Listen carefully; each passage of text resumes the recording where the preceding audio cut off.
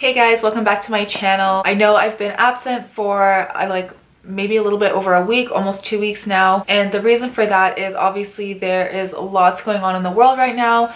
The protesting, the Black Lives Matter movement, which is super important, and it's much more important than hair content and posting hair content on YouTube. I felt like posting regular content during that time was really inappropriate and just insensitive, so I decided I'd rather use my platforms, especially Instagram, to share resources and places to donate and spread awareness. So that's what I had been doing instead. Now I'm back and I'm going to be posting content regularly again, but I'm going to continue to share places to donate, resources, links, petitions, all of those things in the description box down below. So please check the description box for any resources that you might be looking for. I will also have it pinned in a comment under this video because I know a lot of people don't really check the description box, so those will all be there. And I will also be continuing to share things in my community tab and especially on my Instagram page. If you guys follow me there, I'm a lot more active on Instagram. That's where I've been. I really hope that all of you guys out there are safe and healthy, physically and mentally. Please don't forget to give yourselves like a break from the internet. I know that you want to stay informed and stay in the loop with everything that's happening,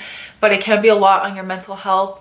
So please make sure you guys take the time to kind of take care of yourselves and do something else other than look on the internet, because it can be a lot. I want to thank you guys as well for all the kind messages I've received over the past 2 weeks. And for those of you who have sent me resources to share my stories and things like that, thank you so much. I really highly appreciate it. Okay, so with all of that being said, today's video is going to be about the Summer Growth Challenge. It started about a week and a half ago now, and normally I would have been more active during the first week of the challenge to kind of fill you guys in and make sure that everyone's kind of on track. But like I just said, there were more important things happening, so I kind of put that on the back burner. But today I'm going to be answering quite a few of you guys' questions. There are so many new people for the Girl Challenge this summer, which is so exciting. So thank you so much for subscribing and joining this little community we have going on here. But a lot of you guys that are new have been asking questions. For those of you who have never done a Girl Challenge with me before, kind of just on like how it works, like how I fit it into my routine with my schedule and all of that, as well as like scalp treatments and how the inversion method works and stuff. So I'm going to be answering some of those questions, and I'm also going to be showing you my schedule that I create for myself each month when I'm doing the growth challenges, just so I can stay on track. Just a disclaimer, I'm not talented artistically in any way. I'm not a visually creative person, so the way this schedule looks is not to be judged. Hopefully you guys will find this video helpful, and I just want to remind you that you shouldn't really compare your schedule to mine.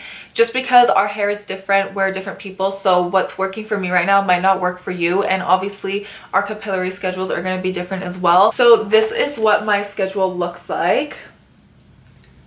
For June, I'm going to have it here on the screen somewhere as well so you guys can look at it while I'm talking. But I like to split up my schedule into each week of the month. So I split it up into 4 weeks, and each week I write down which masks I'm going to be doing for the capillary schedule. So for example, for week 1, I did hydration nutrition. For week 2, which is starting now, I will be doing hydration reconstruction, then hydration nutrition, and then again hydration and reconstruction. I feel like this is what works the best for my hair right now. My hair is medium to low porosity, so hydration for my hair type is very important. Low porosity hair has a hard time absorbing moisture, but once it gets onto that moisture, it can hold on to it really well. So if I hydrate my hair correctly when I'm doing the hydration treatments, then I will be able to do more reconstruction and nutrition treatments as well. So that is kind of how I've split up my capillary schedule for this month. Next month it will be different. I might use more hydration next month or more nutrition next month, because I do have 2 reconstructions this month and I typically only do 1. So we'll see how my hair feels, but I'll talk to you guys about that next month. The next thing I like to schedule in is the inversion method, and here in week 1 you will see that it says I am. That is the inversion method. I chose to do the inversion method during the first week of the month this round because I just felt that it was the best timing for me. It's honestly the easiest for me to remember, and it also lines up perfectly with my menstrual cycle, because you're not supposed to be doing the inversion method while you're on your period. If you don't know what the inversion method is, it's when you invert your head for 4 minutes and you give yourself a scalp massage, and you do that for 1 week straight for each month. And you're not supposed to do it more than 1 week, because then it kind of renders it ineffective, because your body gets used to being that way. The reason why the inversion method is supposed to work is because when you invert your head, the blood flow will go up to the scalp more quickly, so it'll be bringing more nutrients to the scalp than what it typically gets. And when you do it for 1 week each month, it's like a little burst of that, so it kind of speeds up the growth process. If you do it all the time, then it kind of just renders it ineffective, because your body will kind of get used to it. That being said, if you can't do the inversion method, you can absolutely just do regular scalp massages. So there are two really frequently asked questions I get regarding the inversion method, and the first one is, do I always need to use oil to do the inversion method? And no, you don't. So I typically only use oil during the inversion method when I'm doing my scalp treatments anyways, and I usually do my scalp treatments every wash. So as you saw already, I wash my hair twice a week. So before washing, I like to do a scalp treatment, which I'll be talking about more in a little bit. But those days are usually the days that I will apply oil to my scalp when I do the inversion method. So I'm not doing oil every day just because I don't like to have my hair oily like for a week straight, and I also don't want to wash my hair every day. That being said, if you don't mind having oily hair for a few days while you're doing the inversion method, you can absolutely use oil every single day. My recommendation would just be to use a really tiny amount each day because it will build up throughout the week. So I'll use like a pea-size amount, and I'll just use that for my whole scalp, and it's still beneficial. Your scalp is still going to get the benefits of whichever oil you're using, and especially if you're using it every day for a week straight, you really don't need to go overboard like every day with oil, because it's going to be a lot to wash out at the end of the week. And then you can wash your hair at the end of the 7 days, you can wash it in between. It really, honestly, whatever works for you and whatever you're the most comfortable with, you can do. If you don't want to use oil at all, you don't have to use oil either. It's really up to you. And the second question I get is, do I need to wash it every day throughout the inversion method? So like I just said, no, you don't. If you feel more comfortable washing it every day, you can. But then I would just recommend using oil only a few times during the method instead of doing it every day, because then washing your hair every day can be a lot for your length and ends, so it's kind of counterproductive. Like I said, for me, it just works better when I fit it in with my scalp treatments on the days that I wash. So that leads me into the questions you guys asked me about scalp treatments. And the main question is, when are you supposed to use a scalp treatment? So again, it's totally up to you.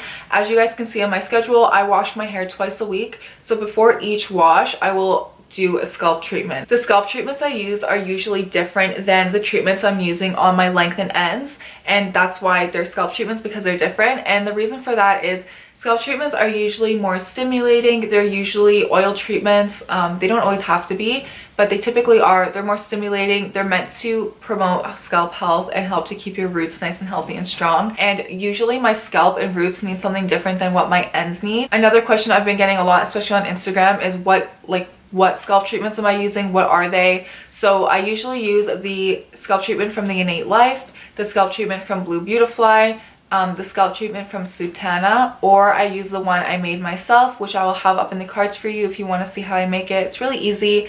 If you don't have all the ingredients, it's totally fine. You can substitute any oils you like, and that's kind of the fun part about scalp treatments. You can really just look at the ingredients of any scalp treatment you want and kind of try to copy it or make your own, customize it to what you like, which oils you like, which oils you don't. It's really totally up to you. I usually do them twice a week on the days that I wash, and then I'll apply a different mask according to my capillary schedule on my ends. Sometimes I only do the scalp treatment once a week if I'm feeling a little lazy, but I really try to aim for twice a week. Another question I get regarding scalp treatments is, can I use the mask I'm using on my ends as a scalp treatment? And you totally can if you want.